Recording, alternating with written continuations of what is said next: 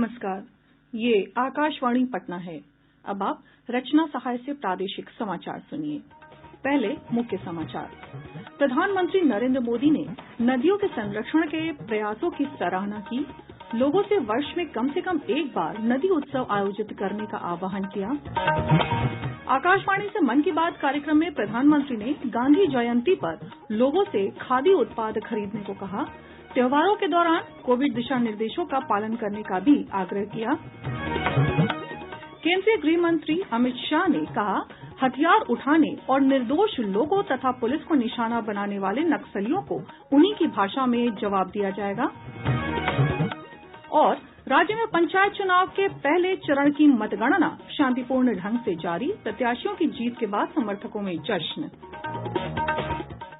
देश भर में 18 वर्ष से अधिक आयु वर्ग के लोगों के लिए सरकारी केंद्रों पर निःशुल्क कोविड टीकाकरण अभियान जारी है। युवाओं से आग्रह है कि कोविड से बचाव का टीका अवश्य लगवाएं और अन्य लोगों को भी इसके लिए प्रोत्साहित करें। जब तक आवश्यक न हो, घर से बाहर न निकलें और 3 सरल उपायों का पालन करें। मास्क लगाएं, 2 गज की सुरक्षित दूरी बनाए रखें, हाथ और मुंह साफ रखें। साथ ही कोविड से संबंधित जानकारी प्राप्त करने और मार्गदर्शन के लिए लोग राष्ट्रीय हेल्पलाइन नंबर 1075 पर संपर्क कर सकते हैं। बिहार सरकार के हेल्पलाइन नंबर 104 पर भी जानकारी प्राप्त की जा सकती है। अब समाचार विस्तार से। प्रधानमंत्री नरेंद्र मोदी ने कहा कि नदियां भौतिक वस्तु नहीं बल्कि जीवंत इकाई है। आकाशवाणी से मन की बात कार्यक्रम में श्री मोदी ने नदियों की महिमा पर प्रकाश डालते हुए इनके संरक्षण के प्रयासों की सराहना की है। आज विश्व नदी दिवस के उपलक्ष्य में उन्होंने कहा कि भारतीय परंपरा में नदियों को मां कहा गया है। वर्ल्ड रिवर डे यानी विश्व नदी दिवस। हमारे यहाँ कहा गया है, पिबन्ति नद्यः स्वयमेव नाम्भः, अर्थात नदियां अपना जल खुद नहीं पीती बल्कि परोपकार के लिए देती है। तभी तो हम नदियों को मां कहते हैं। प्रधानमंत्री ने कहा कि भारत की कई परंपराएं जल संरक्षण से भी जुड़ी है। जिसे आज हम वर्षा जल संरक्षण कहते हैं, उसे हम कई परंपराओं और अनुष्ठानों के माध्यम से सदियों से करते आए हैं। आज के युग में हम जिसको कहते हैं कैच द रेन, वो वही बात है कि जल के एक एक बिंदु को अपने में समेटना, जल जीलनी। उसी प्रकार से बारिश के बाद बिहार और पूरब के हिस्सों में छठ का महापर्व मनाया जाता है। मुझे उम्मीद है कि छठ पूजा को देखते हुए नदियों के किनारे घाटों की सफाई और मरम्मत की तैयारी शुरू कर दी गई होगी।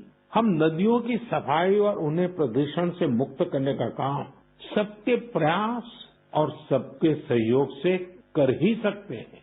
नमामि गंगे मिशन भी आज आगे बढ़ रहा है, तो इसमें सभी लोगों के प्रयास, एक प्रकार से जन जागृति, जन आंदोलन, उसकी बहुत बड़ी भूमिका है। प्रधानमंत्री ने कहा कि जिस तरह शौचालयों के निर्माण से गरीबों की गरिमा बढ़ी है, उसी तरह आर्थिक स्वच्छता गरीबों के अधिकार को सुनिश्चित बनाती है। आर्थिक स्वच्छता गरीबों को अधिकार सुनिश्चित करती है, उनका जीवन आसान बनाती है। जनधन खातों को लेकर देश ने जो अभियान शुरू किया, इसकी वजह से आज गरीबों को उनके हक का पैसा सीधा उनके खाते में जा रहा है, जिसके कारण भ्रष्टाचार जैसी रुकावटों में बहुत बड़ी मात्रा में कमी आई है।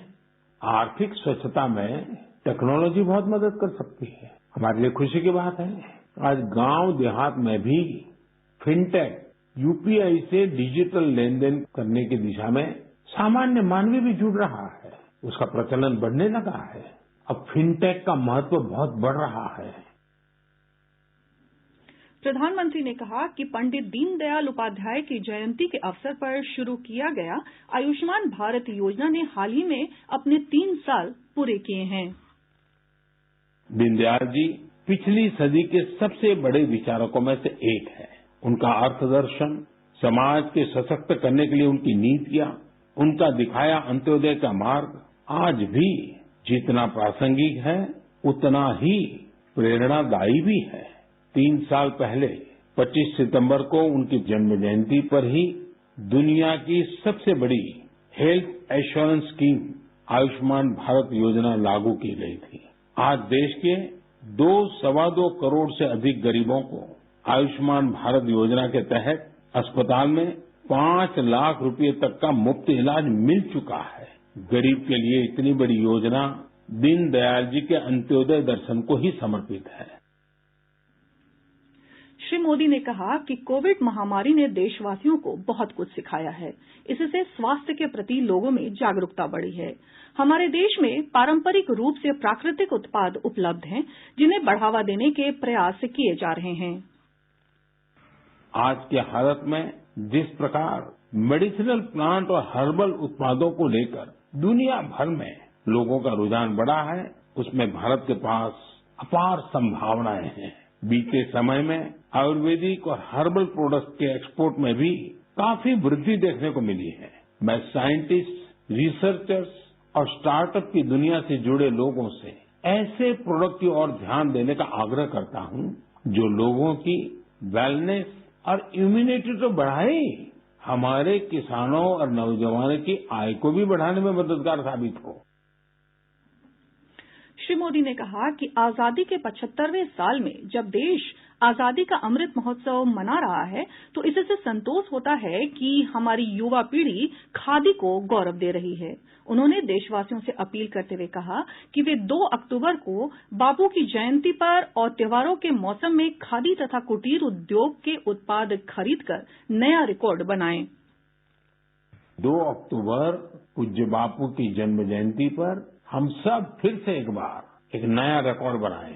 आप अपने शहर में जहां भी खादी बिकती हो, हैंडलूम बिकता हो, हैंडीक्राफ्ट बिकता हो, और दिवाली का त्योहार सामने है, त्योहारों के मौसम के लिए खादी, हैंडलूम, कुटीर उद्योग से जुड़ी आपकी हर खरीदारी वोकल फॉर लोकल इस अभियान को मजबूत करने वाली हो, पुराने सारे रिकॉर्ड तोड़ने वाली हो।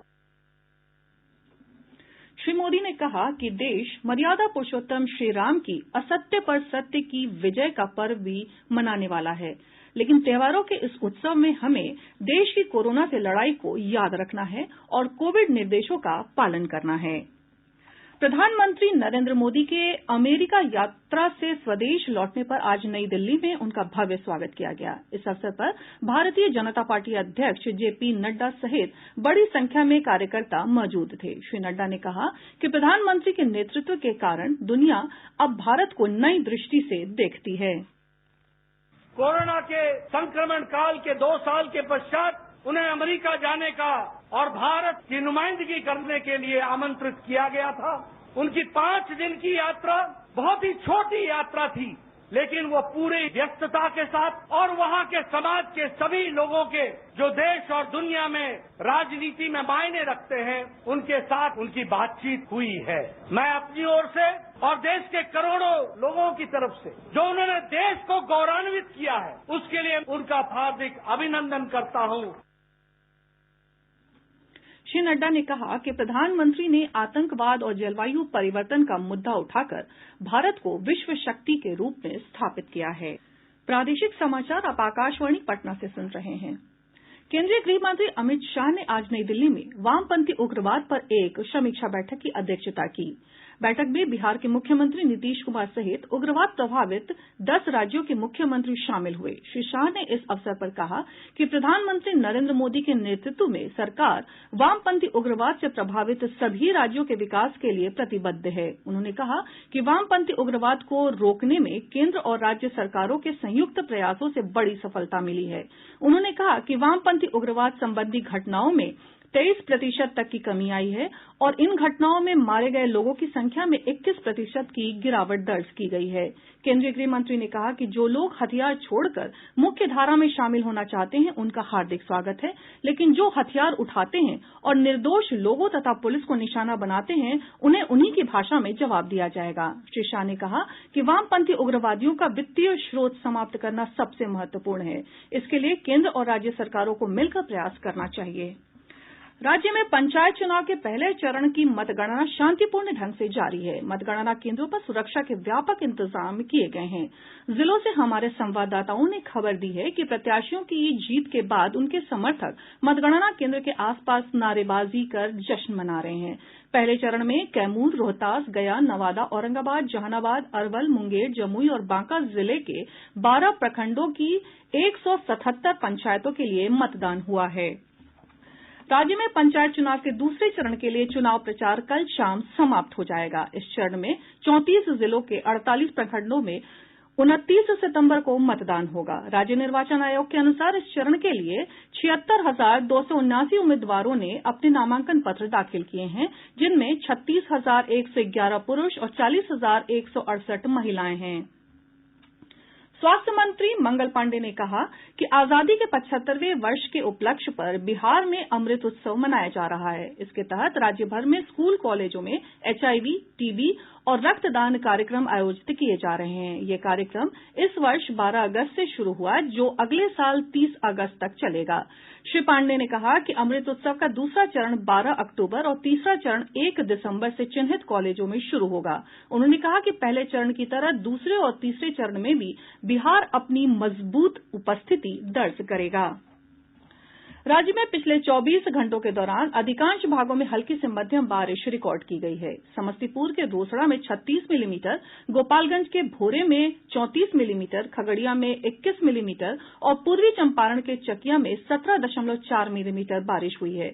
मौसम विज्ञान केंद्र पटना के वैज्ञानिक अमित सिन्हा के अनुसार बंगाल की खाड़ी में बन रहे चक्रवातीय तूफान गुलाब के कारण प्रदेश के अधिकांश भागों में 30 सितंबर तक हल्की से मध्यम वर्षा हो सकती है। एक कम दबाव का क्षेत्र उत्तर पूर्व बंगाल की खाड़ी तथा उसके सीमावर्ती क्षेत्रों में बनने की संभावना है। इसके उत्तर पश्चिम की ओर अग्रसर होते हुए 29 सितंबर तक पश्चिम बंगाल के तटवर्तीय क्षेत्रों में पहुंचने की संभावना है। इन मौसमी कारकों के प्रभाव से अगले 24 घंटों के दौरान दक्षिण मध्य तथा दक्षिण पूर्व बिहार के कुछ स्थानों पर हल्की से मध्यम वर्षा होने की संभावना है तथा बिहार के अन्य भागों के 1 या 2 स्थानों पर हल्की वर्षा होने की संभावना है। पूर्वी चंपारण जिले के शिकारगंज थाना क्षेत्र के गोड़िया में सिकरहना नदी में एक नाव पलट गई। नाव पर 12 से 13 लोग सवार थे। गोताखोरों की मदद से अब तक एक बच्ची का शव बरामद किया गया है। वहीं 5 अन्य लोगों को बचाकर इलाज के लिए अस्पताल भेजा गया है। सिकरहना के अनुमंडल पदाधिकारी इफ्तिखार अहमद ने बताया कि नाव पर क्षमता से अधिक लोगों के सवार होने से ये घटना हुई है। उन्होंने बताया कि नदी में डूबे अन्य लोगों की तलाश जारी है। राजगीर बख्तियारपुर के बीच 1 अक्टूबर से 2 जोड़ी सवारी ट्रेनों का परिचालन होगा। स्टेशन प्रबंधक चंद्रभूषण सिन्हा ने बताया कि इन विशेष ट्रेनों का परिचालन अगले आदेश तक किया जाएगा।